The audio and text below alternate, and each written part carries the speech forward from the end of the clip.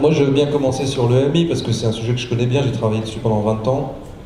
J'ai écrit des dizaines d'articles dessus, expérience de mort imminente donc. J'ai fait 2 livres, j'ai traduit une dizaine de bouquins là-dessus, j'ai traduit Ben Alexander. D'ailleurs, je vous annonce qu'il y a son nouveau livre qui sort.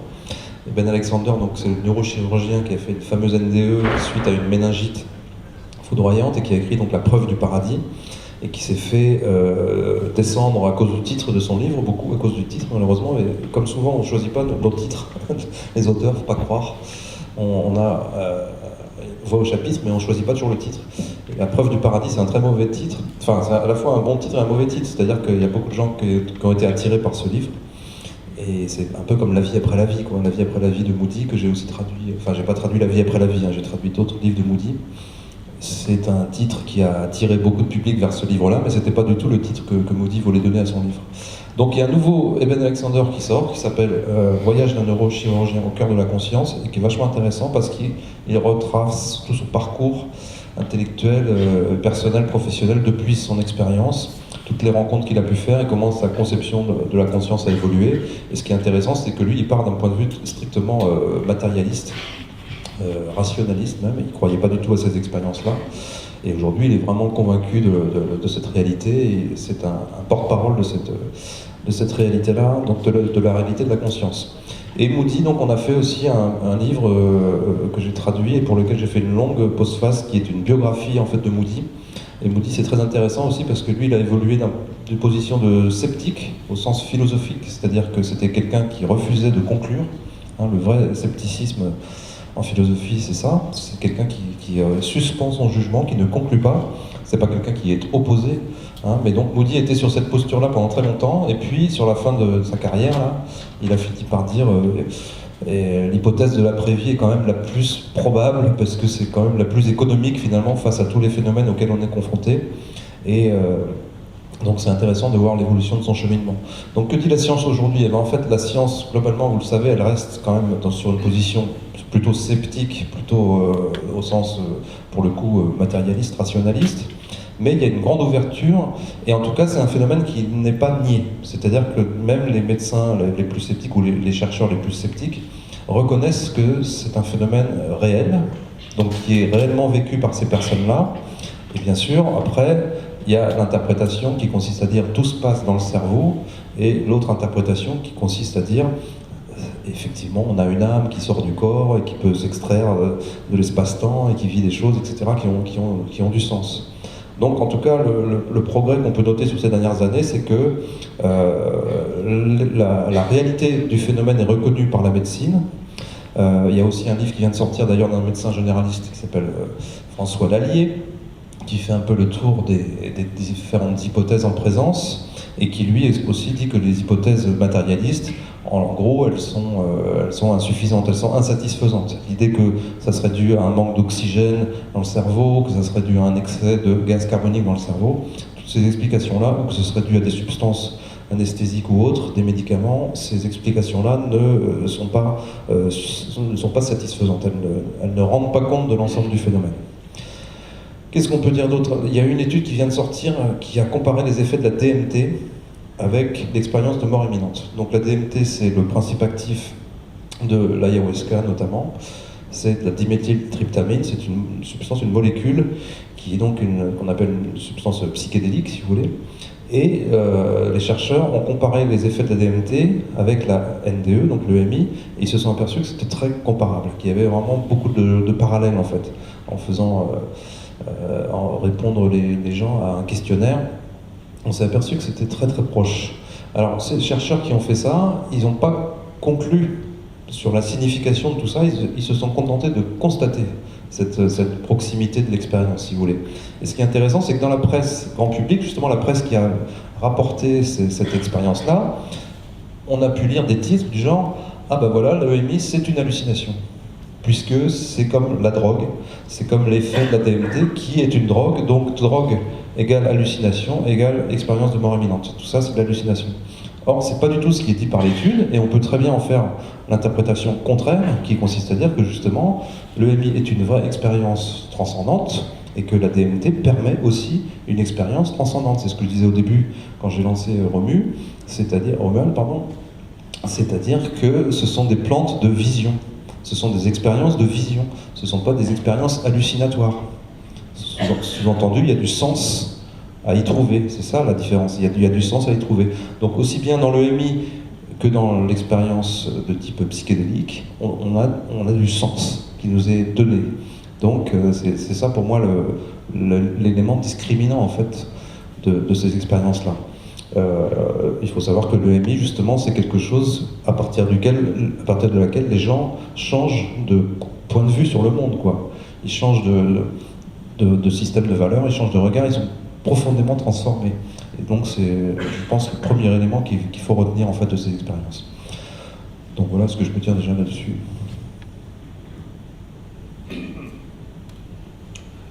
Bon, c'est pas mon sujet de prédilection, mais en tant que physicien, je peux dire que en étudiant ces expériences, en étudiant différents livres là-dessus, notamment le livre dont parlait Jocelyn, de Sylvie Detiola, donc Voyage aux confins de la conscience, sur le sujet Nicolas Fraisse.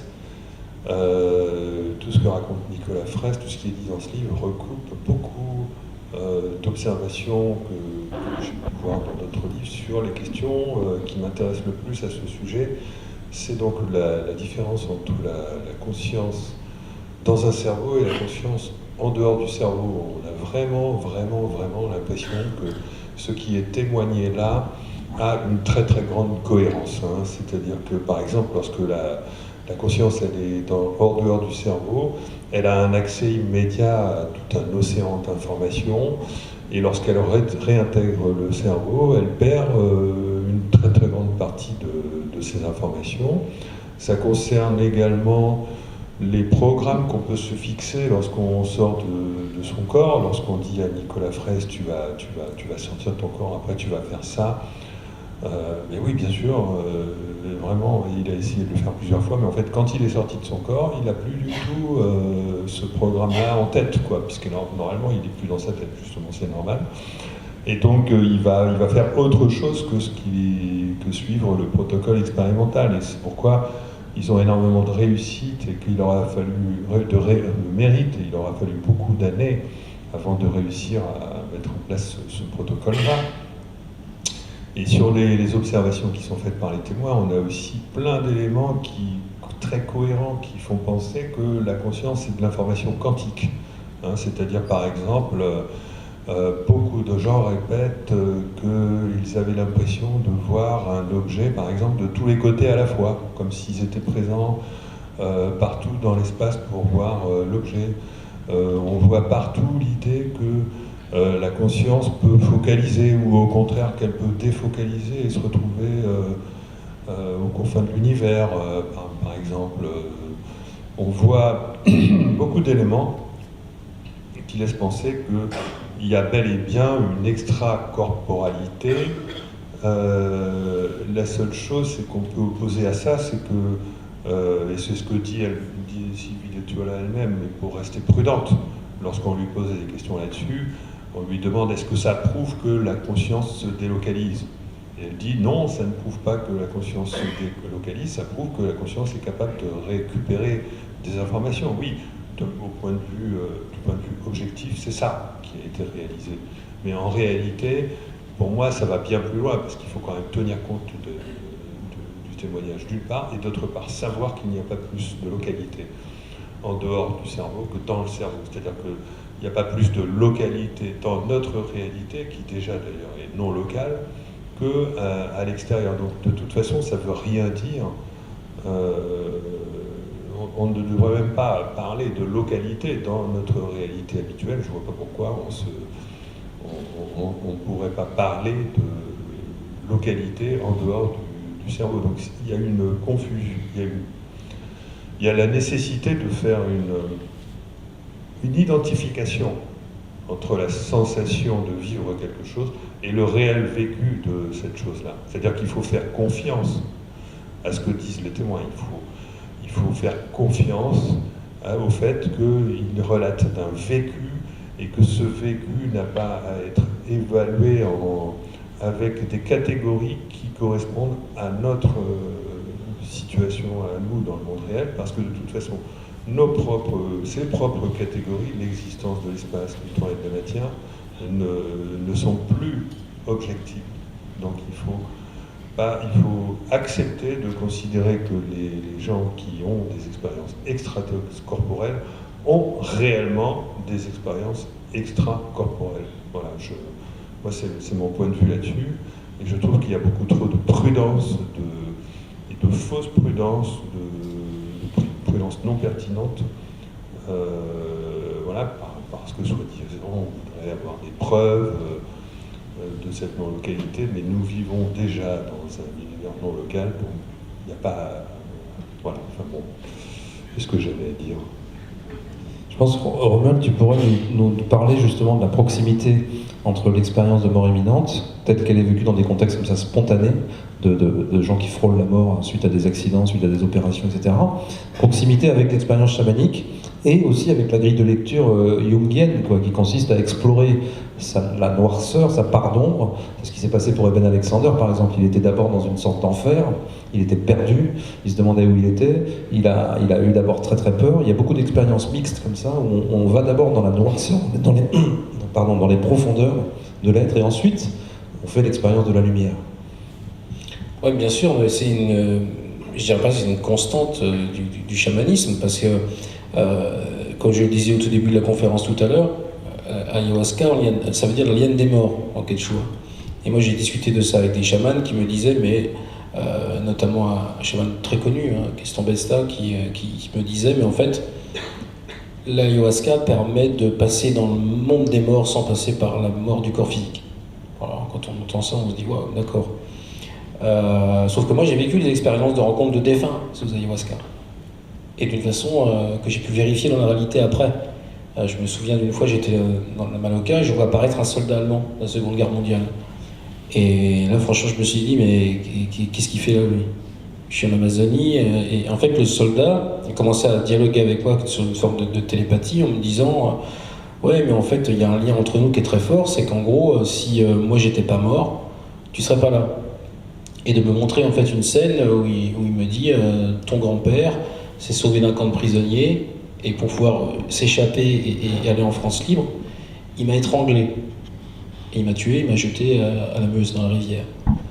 Et moi j'étais dans un état émotionnel vraiment très fort. J'ai même pleuré, je sentais de la culpabilité mais qui n'était pas la mienne, mais en même temps me montrait vraiment la causalité de tout ça, de montrer mais si à un moment il n'y avait pas eu ce sacrifice, ma mère elle est née après la guerre, donc moi j'aurais jamais existé. Donc en gros c'était penser à moi parce que il faut honorer mon sacrifice. Moi je suis rentré, j'étais très perturbé quand je suis rentré à l'Amazonie, j'en ai parlé à ma mère, je lui ai dit t'es courant de cette histoire comme quoi notre grand-père, il aurait tué un Allemand sur le pont, là. Elle m'a dit, ah ouais, oui c'est vrai, on n'en parlait pas, mais ouais c'est vrai, ça s'est vraiment passé ça. Donc moi j'avais pas l'info, tu vois. Donc effectivement, on peut s'interroger quand même sur, est-ce qu'à un moment on ne va pas dans l'au-delà, effectivement, avec ces plantes de vision, on peut au moins se poser la question. Après il y a des similitudes avec les NDE et le processus même de vision, c'est-à-dire la sensation de décorporation, de sortir de son corps, d'aller visiter des endroits par la conscience, c'est-à-dire juste de penser à un endroit et instantanément on s'y retrouve. Ça c'est le voyage chamanique, ça se passe comme ça. Donc oui, il y a vraiment des similitudes, bien sûr. Il y a un autre lien, c'est que c'était le rôle de psychopompe des chamans qui accompagnaient justement le mort, ou qui allaient le chercher quand il était perdu dans les limbes ou je sais pas quoi, qui étaient capables donc effectivement d'aller dans le monde des morts et puis de ramener le gars ou de l'aider à faire la transition ou je sais pas quoi. Et c'est ce qu'on a dans les expériences qu'on appelle les expériences de mort partagées. Et c'est un des éléments qui a convaincu justement Moody que la meilleure explication finalement c'était qu'effectivement il y avait une après-vie. Il n'a pas changé d'opinion sur la seule base des expériences de mort imminente, mais sur ce qu'il appelle les expériences de mort partagées. Et ce sont des expériences qui sont vécues par les proches, par les accompagnants, qui se trouvent au chevet d'une personne en fin de vie, qui est quelqu'un qui les accompagne, et d'un seul coup, la géométrie de la pièce change complètement, il y a une lumière, il y a une brèche qui s'ouvre dans l'espace-temps, et tout le monde part dans le truc. Les accompagnants font les premiers pas dans le tunnel avec le mourant. Donc c'est complètement étonnant parce qu'en plus ces gens-là ne sont pas sous l'effet de médicaments, on ne peut pas dire qu'il manque d'oxygène, etc. On ne peut pas faire les mêmes remarques que pour le mourant lui-même, si tu veux. Donc c'est ça qui est vraiment fascinant parce que ça rejoint le rôle du chaman qui du coup effectivement est capable d'accompagner quelque part le défunt. Donc Moody a été convaincu sur la base d'expériences comme ça, qui lui ont été rapportées beaucoup par des médecins. Hein. Et il y a des cas extraordinaires. Hein. Par exemple, il y a un médecin qui avait opéré un homme d'affaires très connu aux États-Unis qui avait eu un grave accident de voiture. Il avait été amputé d'une jambe et il a fait un livre pour raconter son expérience. Et il a perdu sa femme dans cet accident. Et dans son livre, il donne le nom du chirurgien en fait qui l'a opéré, qui lui a sauvé la vie. Et quand il se rend compte que son livre sort, il se dit mais j'ai pas prévenu ce chirurgien que en fait je cite son nom dans le livre, donc par correction, par politesse, je vais quand même l'inviter à déjeuner, je vais lui offrir mon livre et je vais lui raconter cette histoire-là. Et donc il lui dit quand il l'invite à déjeuner, ils déjeunent ensemble, et le chirurgien lui dit « Mais je sais que vous avez vécu cette expérience-là, parce qu'au moment où je vous opérais, votre femme décédée m'est apparue. En fait, pendant l'opération, elle m'est apparue, et elle m'a dit « Il faut que lui vive, au moins pour notre enfant, etc. » Et donc le médecin n'avait jamais raconté ça non plus, mais il avait eu ce contact avec l'épouse de son patient pendant l'expérience. Et Moody a recueilli plein de témoignages comme ça, de la part de soignants, donc voilà, ce sont des choses qui sont aujourd'hui extrêmement troublantes, quoi, mais en tout cas, Moody a récupéré plein de témoignages comme ça. Donc moi, juste pour finir là-dessus, je voudrais dire aussi que quelqu'un comme Steven Lorez, qui est le directeur du Coma Science Group à Liège, qui incarne la ligne un peu sceptique, rationnelle là-dessus, il cherche à expliquer le phénomène par ce qui se passe dans le cerveau, mais aujourd'hui, il a quand même évolué dans sa position et il n'est pas complètement fermé à des hypothèses non matérialistes, si vous voulez. Et ça, c'est quand même la preuve que on a quand même énormément de données troublantes là-dessus qui font qu'on ne peut pas fermer la porte justement à des interprétations de cette nature-là.